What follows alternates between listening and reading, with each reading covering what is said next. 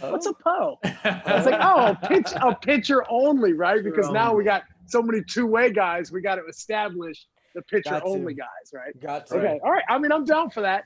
You know, hey, your boy's learning, bro. You know what I'm saying? Listen, learning the prospect dugout lingo. You know. Wait, so and nowadays guys go PO Mm-hmm. at like 12 years old, which is unbelievable. No, Because already, like Crazy. I was a pitcher, shortstop, catcher, utility ultimate through high school. Now these guys are like, yeah, I'm a PO. I only show up on Saturdays to pitch. You got things to do, Craig. You got things to do. God, bro, I remember the last time I pitched. Well, last time I pitched was 2009 against the Rays, and that's a story in its own. But I'll never forget, bro. I was a freshman, and we were playing Ravenswood. And I'll never forget, bro. Back in the day, I had two pitches: fastball, 4-seam fastball, and a changeup, bro. That's all I had, right? And I'll never forget. I was facing this big burly dude from Ravenswood, and I remember throwing two fastballs right by him, strike one, strike two. And then I thought I'd get, a little sneaky, right, and try and throw a changeup. And, bro, I swear I think he hit it about 500 feet, bro, to center field, right? I drilled the next three batters in a row, bro. I got chucked, and that was the last time I ever pitched, bro. So you threw slow and slower. I threw gravity balls, bro. You know what I'm saying? Like the gravity balls. You know what I'm saying? All right, well, let's get rolling. We're here on episode 8 of Kicking It with your boy Swish. I know. Episode 8. Crazy, man. We've been grinding, boys. We've been doing some work, man. We got some cool stuff coming up. That's it. I'm your host, Joel Hartman. I'm joined, as always, by Craig Maddox, current San Francisco Giants minor league hitting coach, and the face of the show himself, Mr. Nick Swisher. What's up, guys? How you guys doing today? Doing good, man. Doing great. Man. So, Craig, how you doing, bro? How you living, Craig? You're up in Connecticut, right? I'm great. I'm actually in Newport, Rhode Island right now. Oh, okay. On a little first, the kid is everywhere, bro. No, first mom and dad trip away from the kids. So there will be a lot of what are you doing on the show on. tthis? What are you doing on the show? Get out of here. Listen, hey, my wife's right over there in the bed, just like, all right, like, let's keep this to an hour. Jeez. That is fantastic. Well, I'm sorry that this show got off to a non-PG rated episode. Oh, man. But I wanted to say a happy belated Father's Day to everybody. Craig, Joel, happy belated Father's Day to all the dads out there, man. I know I had an awesome day, man. It was nice to be able to spend with the family, being able to have them near me and with me, especially in, with what's going on with COVID and the whole nine. So for me to be able to have my family with me, dude, was such a blessing. And we had an awesome Father's Day, man. A lot of cooking, a lot of laughing. Bro, it was a good time, man. Real good time. So happy belated Father's Day out there to everybody. Absolutely, yes. So as we get into the show, thank you for joining us live on Facebook and YouTube. If you have any questions during the show, please feel free to drop them in the comment section. We'll be paying attention. But we're going to be joined by a few athletes tonight from across the country. We're going to chime in, call in, and just have a chit chat and just see what's on their mind, see what's going on. So anything on your mind, Nick, Craig, as we get into this episode? I mean, we just heard MLB is going to be having a season. Any thoughts on that? Man, little 60-game season. Yeah, I think that's great. I think that, I think it's a lose-lose situation for players and owners only having a 60-game season. I think baseball really missed the chance to be out there and be the only sport on television. I think we missed out on a chance to gain a lot of fans.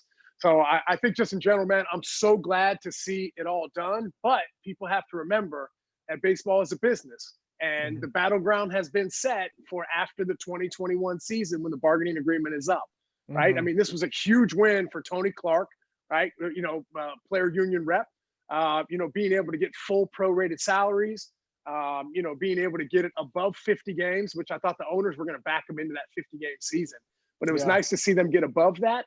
I think now, being able to get over the last health, hurdle that we have to get over is going to be interesting. But at the end of the day, man, I'm glad to see it done. I think that was such a black eye for baseball, man, talking about money in a time where there's a lot of people out of jobs and a lot of things that are going on in the world that are a lot more important. So I think just in general, to be able to get baseball back is huge. I'm excited. I'm sure everybody else is excited. I mean, because come on, man, we need some sports, baby. We need That's something. it. You know what I mean? Well, we got something right here for you. We got Jason Gonzalez joining us right now. What's up, Jason? My man, we can barely see you. Pull your phone up a little bit. I got you. Yeah, there you go. There you go. Oh, my man. Oh, we got no shirt. Come on, bro. Come on, bro. First no shirt on the show. Oh, jeez. This is a family show, bro. This is a family show. My man said he's been putting in work in quarantine. That's I'm gonna let the people know. Oh my god! I'm gonna let them know. I'm gonna tell them. I'll be like, "That's right, Jay. You know what I'm saying? Let's go." Much better. Much better. There you go. What's up, buddy? What's up, man? How you doing, Jay? What's going on, man? How you doing? I'm good. How are you? All right, man. We're doing great, my man. We are doing awesome. Thank you so much for calling in, man. Hey, how was your Father's Day? Was it nice? Be able to spend some time with the fam? Yeah, of course. Of course. Sometimes with family, with father. Of course. He's the one that introduced me to the game of baseball. Gotta appreciate him. Oh, bro. Me too, man. No doubt. So to be able to have a dad that you idolize, bro. I'm in your shoes. I got the same dad, bro. So yeah. what kind of question you got for us today, my man? I just want to say, what do you think, like, a professional scout, what is the biggest thing they look for in a young player? Just like overall, just stats, numbers. I think a lot of things have changed, right? I think there's still a good mix of new school scouts and maybe some older scouts. And I think that, you know, a lot of people might look at the player, and I think that's a great thing. I think it's nice to have all the numbers. But I think for myself, at least as an evaluator in my position, what I look for young players is just overall movement, right? Overall athletes. People that just know how to move their bodies. They feel comfortable in their own skin. They feel confident. They're ready to be out there. They love being out there. I think the way the body moves and passion and field presence. You know, I look at pitchers as mound presence. I look at catchers as leaders. And I also look around, man, because for myself, man, it's easy to go out there and perform when people are watching. I think for myself, I really appreciate the times when I'm looking in the dugout and no one knows I'm watching after somebody may have struck out or something like that. I think all that stuff kind of goes into the character of a player. I think there's so many different things that evaluators look at. But I think at the end of the day, man, if you go out there and you have that love and you have that passion for the game, that's going to shine through. And at least for myself, that's the one thing I look for, because I think that if you want to be able to play in the big leagues, bro, you better be passionate about this, man. Because it's going to take a long time to get there. You know what I mean? It's not a sprint, it's a marathon. So at least for me, as an evaluator as a whole, I'm looking at just the overall human being, the way he conducts himself on and off the field. Like my dad says, my dad always says he likes to look at guys right when they get off the bus. So remember that there are the older generation guys that are checking you out right after you get off the bus. And there's also those new age guys that are looking at your numbers, right? Your Rapsodo, right? Your blast motion, your you know, your flight scope, you know, all that stuff. So yes, I understand the numbers are great to have, but you also got to remember you got to play the game. And I think that's the hardest part of an evaluator. And Craig can tell you this too, only being a coach and being around so many different players. It's hard to judge talent of a baseball player because you got to be able to look inside a kid. You got to be able to look inside the human being, because in baseball, it's such a long season that you have to be able to deal with failure. And for a lot of you guys, none of you guys have ever gone through failures at this point. You guys have just dominated all the way up. So I think that's the hardest part, is trying to find that guy that's going to be able to deal with the adversity rather than just going on about his day. And then once he hits that roadblock, not being able to get back up. So, I mean, Craig, I mean, I'd like you to hit on that too, only because you being a coach with the Giants right now. I mean, as young players, I mean, what do you look at? Yeah, absolutely. And to dive a little bit deeper, I did some work in 2016 with the Minnesota Twins as an associate scout, and talking to Nick's point about being an old school scout. So I had the privilege to work with a guy named Jack Powell, who is an old school scout, scouted a lot of dudes in the Georgia and Florida area. And he's seen some ballers, bro. He's a dude that saw Jose Bautista when he was at Japola Junior College. So, I mean, he's old school. And the Twins drafted a guy in the second round in 2017, I believe it was. And the one thing that Jack Powell said was, yeah, there's a lot of things that the kid needs to progress on, but have you felt his handshake? And Like, he literally was all in on this kid because he shook his hand so firm. And, like, that's the old school way. And then for us with the Giants, we're really big on not your stats, but we're really big on, like, how well you make contact.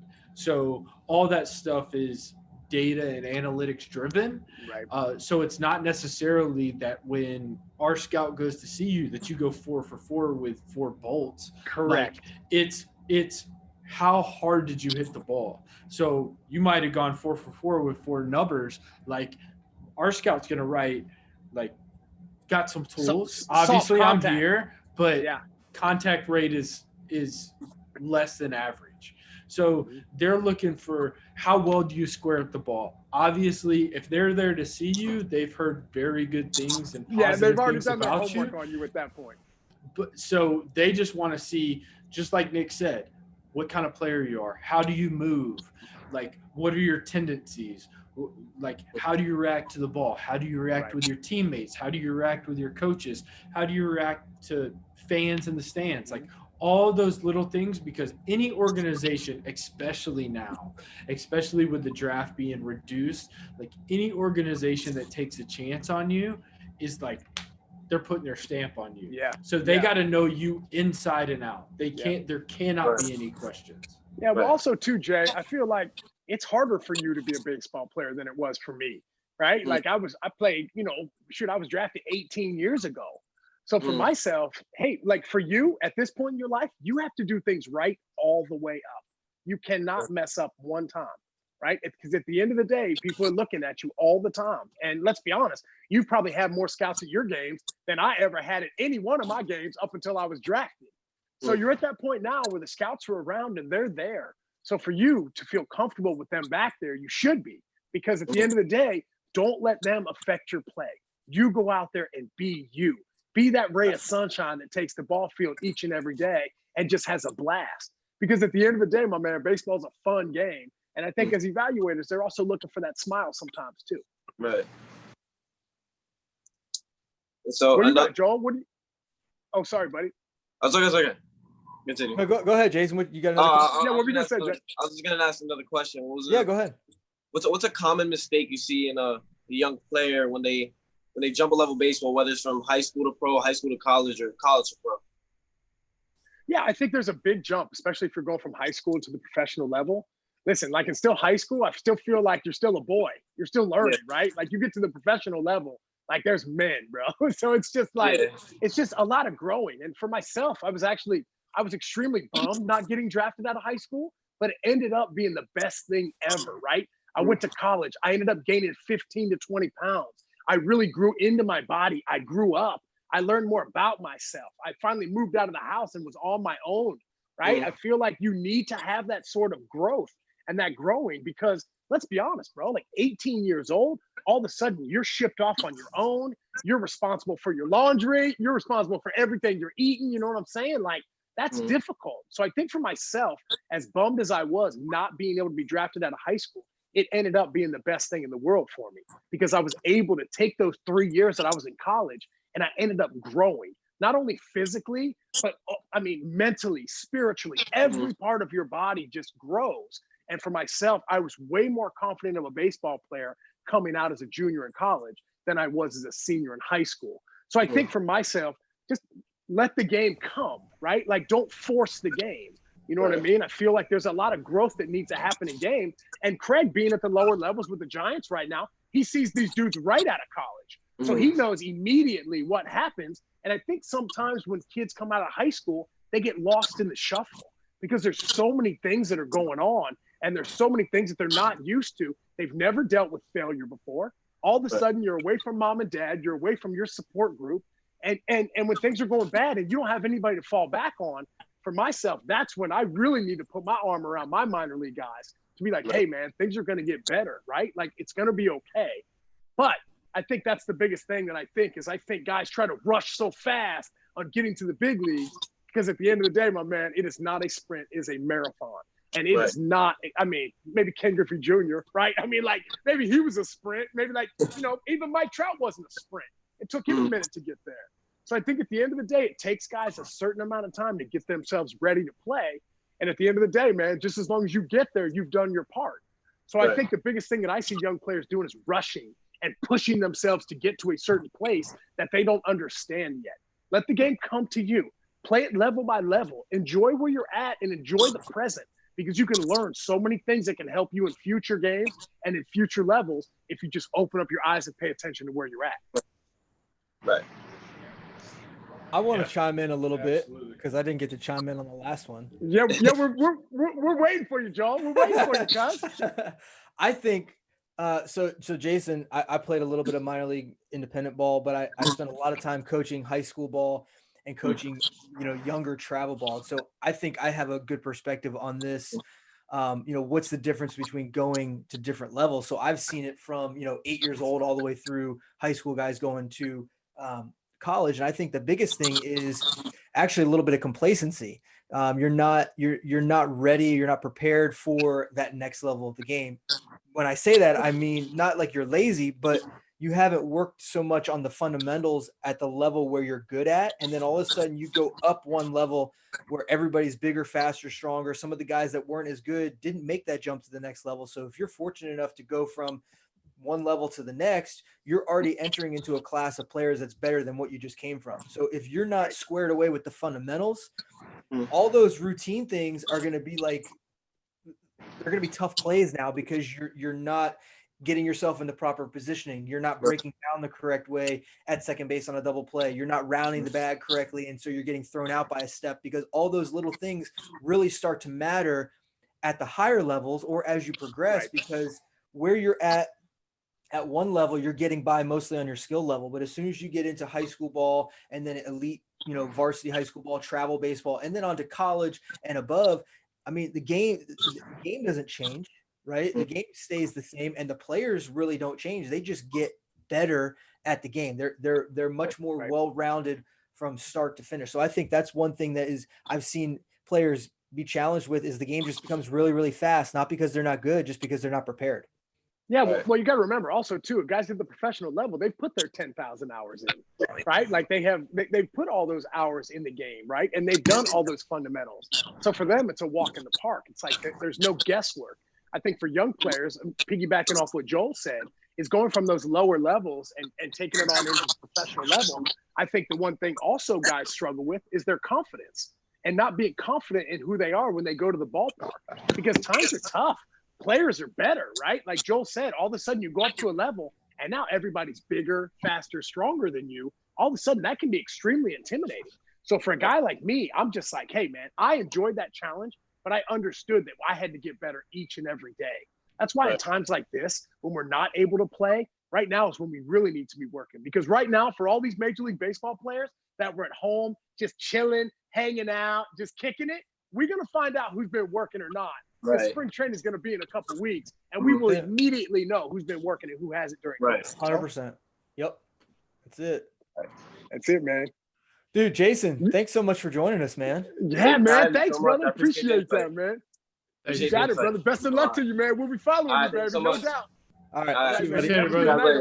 All right. Peace, bro. Yo, that's cool. That's cool. Right out of the bat, man. And by the way, 2 good questions. Yeah. You know what I mean? Yeah. Because it's crazy because it's like, I think that we have a great perspective on that, all 3 of us, because we see it at all 3 levels, right? You've seen it so much in the amateur game, Joel, which is now for myself, being able to jump into the amateur side with you guys has been so great. And to be able to see it, I'm opening my eyes to the things and I'm learning a lot about this. Craig, with where you are, like right in the early minor leagues, like right out of high school or college, like you see these guys big. And for myself, being able to see it at the upper levels, I mean, it's cool, man. It's because everybody's got a good perspective on it because they've been able to see it, right? They've been there and they've done that. And it's a lot easier to listen to somebody who's been there and done that rather than no one who's ever been there at all. You know? Yeah, for sure. And I think for the common mistake that I see for a lot of our guys that just enter the minor leagues is not understanding that and this is organization by organization, because there's a lot, there's 30 other teams. Of course. At least for the Giants organization, I can't speak for anybody else, but our goal is to make you better. And a lot of times guys come in and they have their hitting coach that they work with in the off season. They have their college coach that they trust, and they don't open up that trust level, or it takes a lot of time to open up that trust level with a minor league coach. And not understanding that, like, my goal, like, I get no benefit besides I need to make you better. Like, that's my job. That's what I get paid to do. Like, my job is under player development. And if I don't develop you, I don't have – so, like, everything that I give to you has nothing to do with me. Like, my days of standing in the batter's box are over, and I'm cool with that. Like, my happiness is getting you to the big leagues. So that's the struggle that we deal with with guys that are just coming in, high school and college, is they've heard one rhetoric their whole lives to get to this point, and then they might come into our organization or the Yankees organization or whatever organization, and things might be different, and they really struggle with that change. So it's an interesting dynamic, but it's breaking down those barriers. And I think if guys understand that, like, our job's to get them to the big leagues, then they open up a little bit more. Right. Totally. Well, it kind of sounds like us at Prospect Dugout, right? Being able to help get you to the next level, right? Get you to where you want to go. Using our platform to help give you the ability to be seen and get yourself to that next level. That's what we want to do. And that's what's dope about it, Craig, because you're one of the coaches that I appreciate, because you have come to the understanding that your career is over. Your baseball career is over. And I think a lot of minor league coaches struggle with that a little bit because they can't give it up. But for you to be able to understand that at an early age, bro, is so amazing. For myself, bro, I think that literally just hit me like 6 months ago. You know what I'm saying? Yeah. So it's just kind of like, being able to come with that, understanding like, wow, it's not about me anymore. So whatever I can do to help these guys get to the next level, whether it's from elementary school ball into travel ball, or whether it's travel ball into high school ball, or whatever it is so cool to see these kids go out and to achieve these things that they never thought was possible. And as a motivator and as a coach, that's the only thing that a guy like me is looking for, because that's all I really want you to do, to wake up every morning and just feel good about yourself. Yeah, absolutely. So we're here on our weekly episode of Kickin' It with your boy Swish. Swish, you got a great background. That is not a green screen. That is live. That is 100% all natural. Just like your tan, man. You're looking golden fresh, bro. What the heck? Couple days at the beach and you're cleaning up nice, man. Yeah, a little socialite too right here. Help me out too, cuz. A little bit. Well, we're joined now by our next guest, Garrett. I don't even want to attempt to say your last name, Garrett, but thank you so much. What's going on, guys? Hey, what's up, Garrett? How you doing, man? What's happening? Doing great. How about you guys? Oh, man, we're doing great, man. These dudes right here, man. We've been doing this show. It's our 8th week. 8th week we've done this show. Man. It's been so much fun, man, being able to talk to guys like you, bro. So what do you got for us, bro? What question you got for us today? Honestly, like, when you were playing ball in pros, like, what was your approach going up to the plate? Like, what'd you think about before walking up to the plate? Like, your whole mentality. Yeah. Well, it's funny, man. It's like, from the moment that you started playing baseball, you have a certain routine of how you like to go about doing things. And then as you continue to progress in your career, everything kind of evolves. And I don't want to say necessarily use the word change, but everything definitely adjusts for sure. So for myself, the routine that I had and the way I walked up to the plate in my 7th year in the major leagues was way different than it was in my freshman year of college, So I think as you grow up, you learn a lot about yourself. You learn the things that you're good at. You learn the things that you're bad at. For a guy like me, I came up to the batter's box hitting left-handed with thinking nothing but hitting a line drive missile right through the shortstop's chest. That was all I was trying to do. That was my understanding of how to go about hitting. On the right side, all I did was get up on the plate and try and hook everything down the left field line. So you guys, it was like 2 completely different thought process for me. But at the end of the day, that's what worked, right? Now, I may not hit every ball down the left field line, but in my mind, I have an idea of what I'm trying to do because I understood my strengths, I understood my weaknesses, and I need to develop a game plan that worked best for me, not what worked best for Robinson Cano or Alex Rodriguez or whoever it was, right? It was what I needed to find the best routine and the best approach for Nick Swisher. I think that's what I would say to anybody. That's why for me, and that's why I like Craig, is that you can't cookie cut kids. You can't cookie cut coach anybody because everybody is so different. So for me saying, okay, well, my dad used to call it the Bermuda Triangle, right? Left center to right center. That was where my thought process was. Yeah, I'd be like, oh, that's what I'm thinking when I go up there. But it's different for every pitcher. It's different for every team. Hey, man, one day you might wake up and that bat feels light, but you might wake up the next morning and that bat may feel heavy, right? So that's where the adjustments need to come to play. And I think that's why young kids really need to understand their bodies, understand who they are, understand their strengths and their weaknesses, so they can understand what their worth is. They can understand what their value is. And then once they understand what their value is, they can start to develop the plan to get themselves there. So I think for myself, it's got to be an individualistic thing, no doubt about it. Gee, it's got to be your thing, like nobody else's. Your mentality and your approach when you go to the batter's box is your approach, nobody else's. You can listen to a lot of different people. You can listen to me and Craig, and I promise you, bro, we'll break down everything you want to know about hitting for sure. But at the end of the day, if that doesn't translate into the right thoughts for you going up to the batter's box to be successful, then we got to do some work. Yeah. And I think that's what's great about shows like this is that, you know, you're calling in. It's like you want to know the way to go about it. I can't give you that answer because at the end of the day, it's on you, right? Like your skills are different than my skills. Craig's skills are different than Joel's skills, right? So at the end of the day, what I would challenge you to do is look on the inside. Look at what you can bring. Look at what you do when you go to the ballpark. If you're a speed guy and you like to bunt the ball and get on base and cause havoc on the base passes, baby, be that guy. If you want to be Aaron Judge, right, and you drop bombs all day long, bro, be Aaron Judge. We need different types of players in this game. We can't all be the same. So I would say for myself, challenge yourself. Look on the inside, figure out who you are, and then I think that's when that approach will really come into be for you. Yeah, for sure. 100%. Garrett, can you do me a favor? Can you kind of just give us like a 25, 30-second rundown who you are, where you're playing, where you're from? Okay, so my name is Garrett Bavacqua. I played baseball at South Mountain Community College. I'm from Carlsbad, California. Played high. Let's go, bro. That's where the Callaway factory is, bro. Let's go. Heck yeah. Played high school ball at La Costa Canyon. So grew up by the beach and all. Yeah, buddy. Yeah, and I'm just glad to be on the field right now. I'm actually playing in the San Diego League, which is the only league going on in California. Wow. Pretty much the only field that can be played on. So I'm just grateful for that. That's awesome, man. Man, hey, for sure. Hey, so you talked about approach. What else you got for us? What other kind of questions you got for us? I mean, what are hitters that you guys looked up to kind of like mimicking? Because I've always been a big mimicker, you know, if you know what I mean. Yeah. Like trying to, of course, fit other people's, like Ted Williams and such.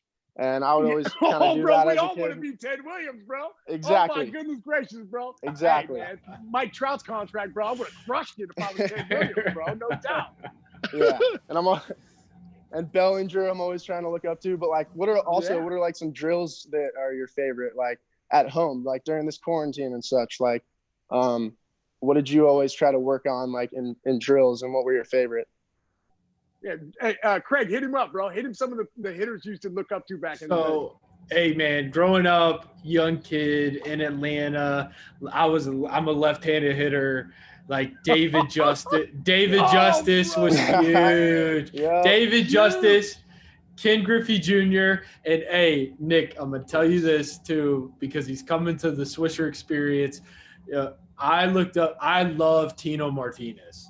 Loved him. Oh, snap. Loved it. Oh, snap. Hey, I wore 24 my whole career, and everybody was like, yo, you wore it because of Griffey, right? And I said, no. I wore it because of Tino. No way. I love Tino Martinez. Hey, he just texted me like 2 seconds ago, bro. He just texted me. I can't wait. I hope he's watching, bro. I hope he's watching. Hey, I'm going to be like, I'm going to be super nervous. Hey, I'll let him know, bro. I'll let him know to social distance you, bro. But, hey, Garrett, man, like, just dudes. And to be honest with you, like, I just stopped. I retired last year from playing.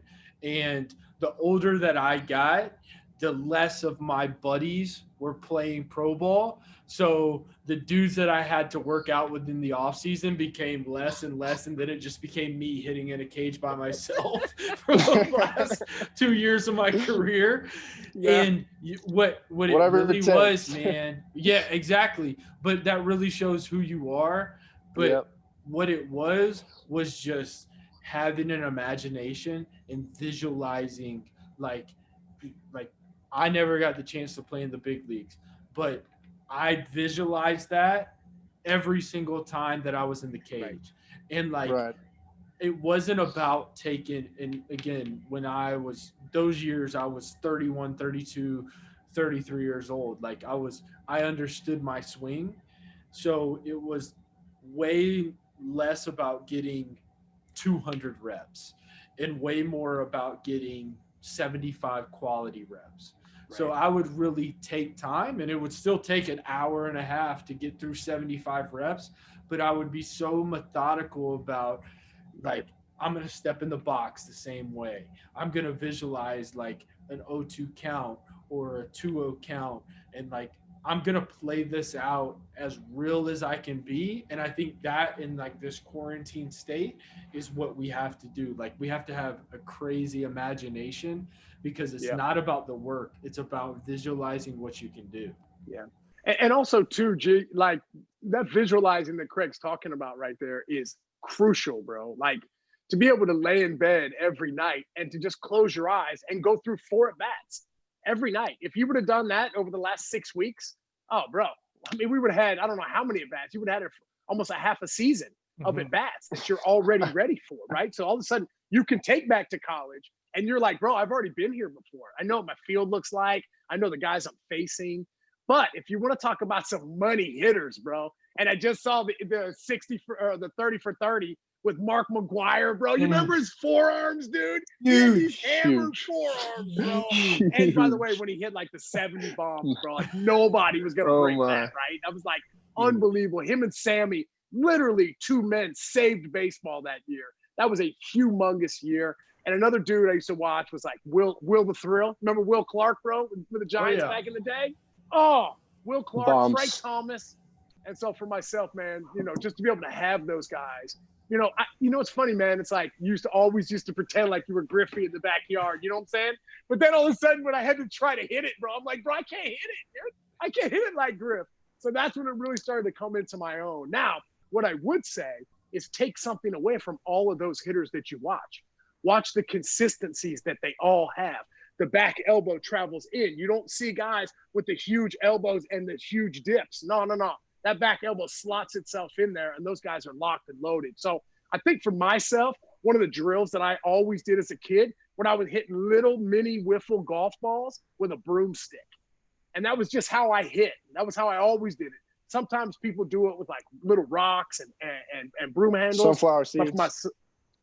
Sunflower seeds, all that stuff. Because at the end of the day, bro, it's all about hand-eye. It's all about your hand-eye coordination. Because myself, how I would teach hitters in today's game is all about barrel accuracy. Being able to put the barrel on the baseball with the strength and the power that these pitchers are providing in today's game. If I can beat the baseball to the spot, I'm going to be extremely successful. Because I work out all off season to get myself ready for the season. My strength is there. I know that. I don't need to overswing if I've been in the gym all winter. Because if I've been in the gym all winter, I'm already strong enough to just take my nice, smooth, normal, easy swing and hit that thing about 450, player. No doubt.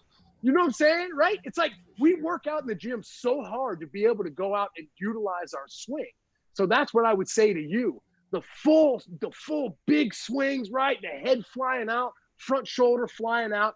Yeah, you might hit 1 out of 20 balls solid like that, but you're never going to be consistent like that. So I think for myself, get yourself to where your body feels strong enough that you feel like you don't have to overswing.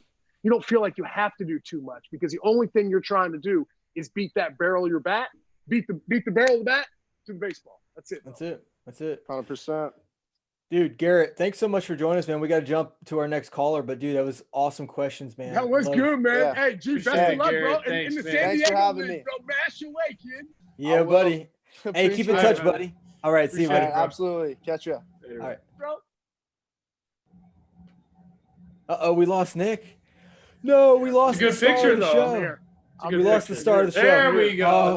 I'm here. I thought I was gonna have to do a lot of the talking now. Woo, I'm thank here, you. bro. I'm Thank totally you. Dude, here. you're here on Kicking It with your boy Swish because you're the star of the show, bro. You're the star of the show. Man. Well, hey, 8 we've weeks got a lot to running. live up to after Craig when he goes hot on Monday nights, bro. What the heck? He's stealing all the views. Like killing it, bro. Like Jeez. he's doing it by himself, and it's hot, Right. bro. Yo, we got a Cup first of coffee on Monday nights. nice little shameless plug right there. He kicked me off the show. He's like, "Hey, you coming on tonight?" I was like, "Nah, I can't make it." He's like, "Good." I was like, don't worry about it. I got it. Don't worry I about got it. it. This, I got this. Meanwhile, the Hey. first night, bro, he was dripping sweat, bro. You know what I mean? Just like sweating everywhere, trying to get through it, bro.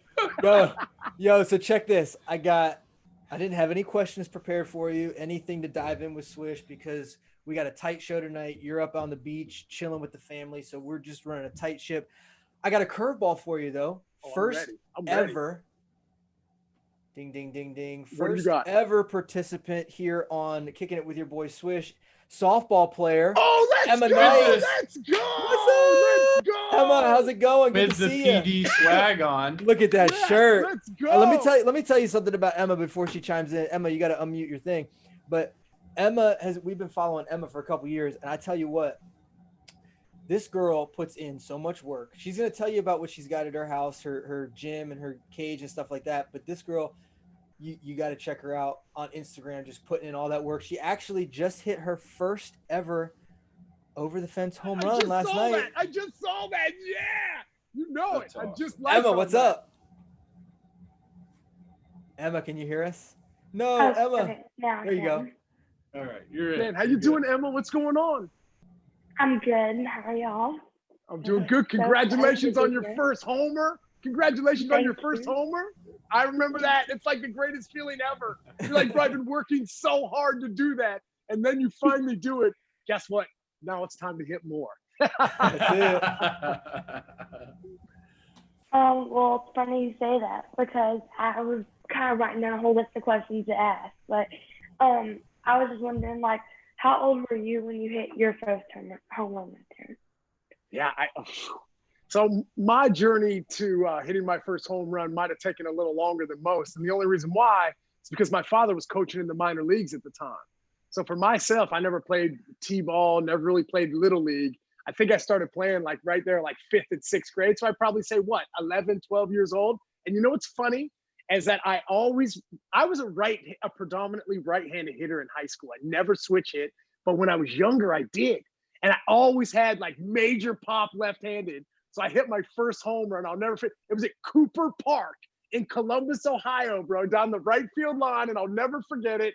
Into the trees. And it was like one of the most magical things I've ever seen in my life, bro. So I did like that bomb you hit. It's like, it just goes up and you're like, did I just hit that? Did I just hit that? You know what I mean? It's like some of the coolest things ever. So I think for myself, it probably would have been like 11, 12 years old. I think I was playing for the Worthington Eagle Snacks. I think at the time, we had to go around selling Eagle Snacks, you know, with like all the chips and stuff to make enough money to get our jerseys and stuff. So yeah, I would say 11 years old was my first home run.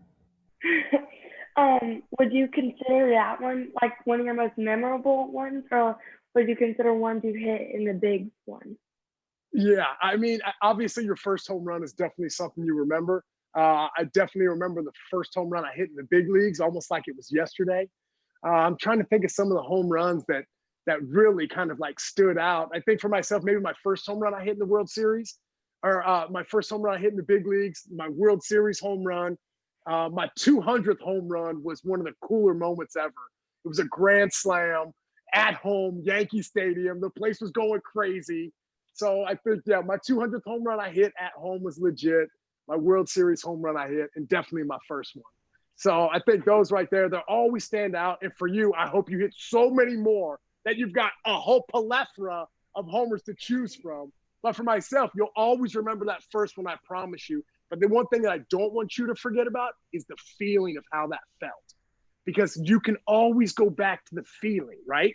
You're not always going to have the same swing every day. You're going to get into the same stance that you think you're in, but it's going to feel a little different every now and then.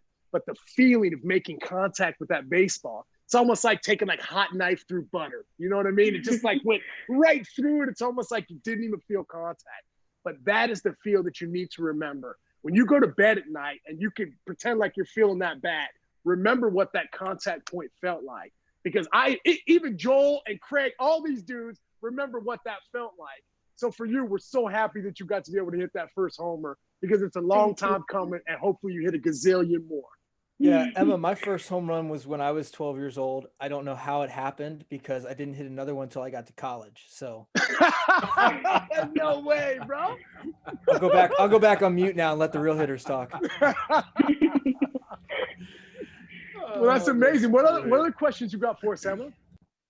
So my dad has always told me to like be a good hitter and then power will come sooner or later. And before I've hit like this one that I literally had just hit, I always got like a tad bit frustrated that all these people were hitting them. I'm just like, why is mine not coming? Why is mine not coming? So do you believe that being a good hitter first and then all that power will come? Yeah, I think so. And I think, Craig, go ahead, jump in on this. Yeah, absolutely. And I can talk to you from my personal experience. So in Little League, I hit one home run. And it was when I was 10 years old. And it was Emma, you want to talk to these dudes about hitting homers? I got you about this. It was Gresham. It was at Gresham Park. I was playing for the Rex A's. I hit a line drive. And we must have been playing on a short field because I hit a line drive over center field. But then I didn't hit another home run. And then in high school, I hit one home run. I started varsity when I was in 9th grade, and I hit one home run every year. So I hit 4 home runs in high school. And I was like, I mean, like, I'm a bigger dude. Like, I should be able to hit home runs. But then all of a sudden, I figured out how to hit. And in 3 years of college, I hit 36 home runs. Yeah. So I went from hitting 4 in 4 years of high school to hitting 36 in 3 years of college. And I tell this to parents all the time because I get those questions. I work with kids from 10 years old to 18-year-olds in the off season doing hitting lessons. And that's always the question is, I want my son to hit for more power. And I tell them, power will come for everybody. And for me, I think the power that comes later is greater because there you go. What do you think about that? I like because that. I played with so many dudes that were little league studs that could just hammer balls or high school studs, and they became complacent with their talent and never continued to work. And Nick will tell you, everything always levels up.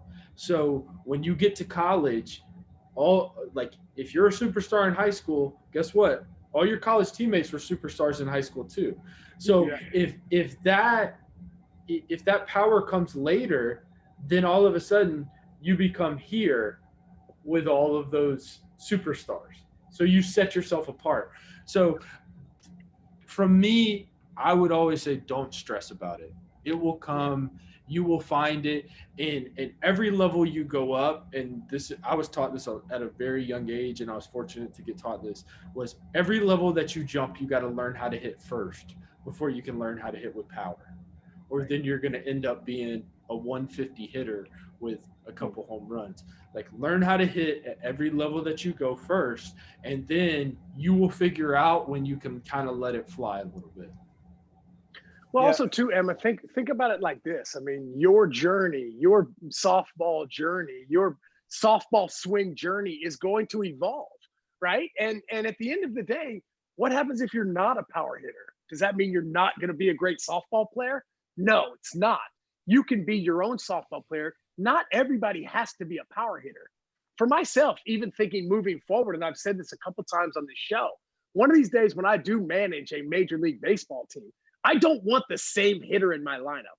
I want a plethora of different types of hitters that I can choose from to come in and do different things. It's for myself. I always relate a lot to Dustin Pedroia. When Dustin Pedroia won his MVP, he only had 17 home runs. That's it. Mm-hmm. So it just tells me that power is not the only part of the game. Mm-hmm. Obviously, now we're talking about hitting the ball in the air. We're talking about launch angle. We talk a lot about exit velocity and the whole nine. But at the end of the day, you don't always have to hit for power. power is not the thing that's going to take you out of a slump. Listen, if you're struggling, you're 0 for 10 and you're striking out because you're trying to lift the ball, that ain't it. For myself, I would much rather take that person that puts the ball in play consistently. You can even see in the playoffs in Major League Baseball, most of the time, the teams that hit the most home runs aren't the teams that end up winning the World Series. The teams that win the World Series are the teams that put the ball in play when they need it. Yeah. And that's why teams like, you know, I mean, the Houston Astros are still in my penalty box, but still, man, you know, them, Boston Red Sox too. Yeah. You know, like those teams, if they put the ball in play and their strikeout rates are low, those are the teams that are the most dangerous in the playoffs in my mind. Yeah, for sure. And Emma, keep in mind too that if you have the power potential, but that's the only skill that you have, you're going to get the attention. But then when they come to watch you play and see what else you have and you've got nothing to show, you don't really want to show them that. So we got we got time for one more question from you, Emma. So make it a good one. Okay. So just wondering, can I get a follow back on Instagram? You got it, girl. We got you. Prospect Dugout for sure. Craig Maddox, Joel Hartman, Nick Swisher. You got it, girl. No doubt. Hey, you can ask a real question. No, that's a great way to use your last. It's our first softball participant, bro. Hey, sweetheart, we got you. We got your back, no doubt. No, go ahead and ask one more. Yeah. So, I always ask my dad this sometimes, but growing up, who was like the team you would pull for quite a bit? And then like, I know you played for the Yankees and all of those teams, but what about now? Do you root for the Yankees, or do you go back to the team that you used to do before you got drafted and stuff? Yeah, so for myself, I guess I was extremely lucky that my father played in the big leagues. So I got to watch, I didn't get to see him play, but I got to watch some of the highlights back when he played for the Chicago Cubs. That was my team back in the day. Used to love them, right? Because at the end of the day, you're just like Wrigley Field. It was amazing. Chicago was electric. And I guess all the stories that my dad told me from back in the day about how amazing the city was, the ballpark was. This was before they had lights. So they were playing day games all the time. So my favorite team growing up was the Chicago Cubs. Now my favorite team by far, New York Yankees. Now, I got love for the Oakland A's, the Cleveland Indians, right, Atlanta Braves, but I bleed pinstripes for sure. And I think for myself, to be able to be part of that New York Yankee family is something that I don't take for granted and that I treasure so much, because I think for myself to be able to be part of the game of baseball after you're done playing is an honor, because there's a lot of guys that are retiring year after year. And for myself to be able to have a place that wants me to be there, it's such a blessing. So for myself, hey, Chicago Cubs back in the day, New York Yankees now for sure. 60-game World Series champions, New York Yankees 2020, baby. Let's go. Let's go. Hey, Nick, I changed her name to her screen name so that way you got that follow back for her just in case. I got it. Hey, and Emma, I just want to say that I love the relationship that you and your father have right now and how you guys talk about the game. I think that's so amazing. That's something that my father and I did a lot. So to be able to have that relationship that you have with your dad, I'm so proud of that, because to be able to share these moments with him, he's going to treasure these moments for the rest of his life. He's definitely my #1 fan. Ah, that's amazing. Well, hey, Prospect Dugout, we might be jumping up there too, sweetheart. That's right. Not about it. We'll be here. There, look at we like that gear. We appreciate the support. Man, Emma, that's so amazing. Thank you so much for calling in. We appreciate this. Hopefully we can get some more softball girls to come in, right? And to be part of this, because at the end of the day, in my opinion, you softball players have better swings than baseball players do. You are more technically sound. 100%. You are in the better positions. 100%. You guys don't take your skills for granted. You grind, you work. And at the end of the day, that's what it takes to get the next level. So for you, sweetheart, we are with you. We wish you nothing but the best of luck. Continue to keep grinding. Continue to keep loving the game, because we'll be watching for sure. Heck yeah. Okay, thank you. All righty, have Emma. a good night. Thanks, See Emma. ya. All right, we'll see Bye. you. Take it easy. Oh, bro, that's amazing. Hey, by the way, it is true. Softball players 100%. have better swings than baseball no players. doubt about it. And I would No strike doubt, out every bro. time. 100%. Oh, rise balls? Absolutely. That Not even thing touching it. rises? That's Not touching illegal. it. You shouldn't Not be able touching to do that, bro. Not touching Hey, it, you man. remember, At you remember 40 Jenny feet. Finch? Yeah, you remember Jenny Finch back in the day? She was the jam, bro. She was punching out big league dudes left and right, by the Yo, way. Barry Bonds saw that. He's like, nah, no thanks. good. Yeah, I No don't want thanks. none of that, I'm good. bro. I'm good. I'm good. I'm good. I'm good. Well, so that was episode 8, Kicking It With Your Boy Swish, on a modified edition, a little bit shorter, just to keep things a little bit more tidy. Plus, Nick's got to enjoy a little sunset over there on Clearwater Beach. We don't want to take that away from you. We're trying, man. I'm just trying to do my part, bro. Stay away, bro. You know what I'm saying? Like, That's it. Get some COVID spikes around here these days. Hey, before we wrap up, we got 2 things coming up. Nick, we got like 2 minutes left. So go ahead here on Kicking It With Your Boy Swish. Thank you guys for watching on Facebook and YouTube. But 2 things. We got the Nick Swisher's Swish baseball experience coming up. And then we also have something coming out pretty soon called driveway drills. If you want to give us a little bit on each of those before we wrap up. Yeah, man. Hey, driveway drills is amazing. We had done a little bit of this on my Instagram before I met you guys. And to be able to have the opportunity to redo those, especially with your son and all the boys. Who else was there? I think like Logan Mace Mason was there. Ryan. Yeah, Logan was there. Rhino was there, right? Yeah. So to be able to have those guys come, man, that's awesome. And they are called driveway drills for a reason. There's not a lot of room that you have to take up. These are just kind of little fundamental skills that can try to help you, elevate your game, especially now for a lot of the kids that aren't being able to play. And the other thing that we have coming up, bro, which is going to be unbelievable, bro. I am stoked, bro. Tuesday, bro, the Swish baseball experience is going to be off the chains, bro. 26 kids coming in, bro. We've got all the best tech companies in baseball showing up. Rapsodo, Pitch Logic, Blast Motion. Who else we got? Pocket Radar.